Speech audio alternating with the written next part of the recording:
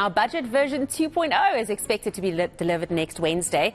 In an unprecedented decision, it was postponed after disagreements over a proposed VAT hike. Now let's bring in Chief Economist at Sanlam Investments, Kamp, for his expectations. Arthur, thank you so much for joining us this morning.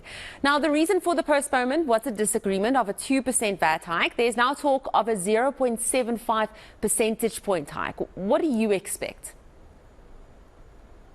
Morning, Melissa. So I would expect that to some extent we probably do unfortunately need to raise the VAT rate.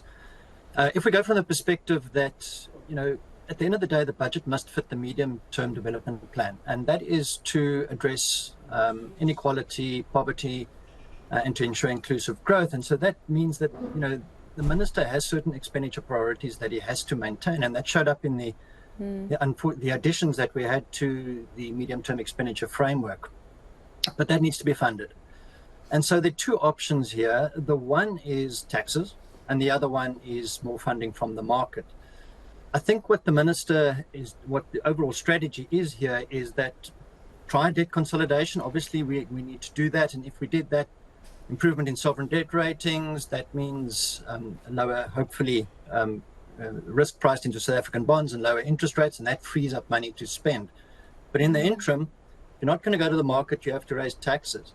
And it's pretty difficult if those spending numbers are not cut substantially, then it's fairly difficult to get enough revenue without the VAT rate hike. So I would expect it's probably reasonable to expect that we will at least get something on that. The Treasury's reasoning is quite sound. In the sense, yes, the tax may be regressive, but you have to have enough zero ratings, obviously, to protect the poor.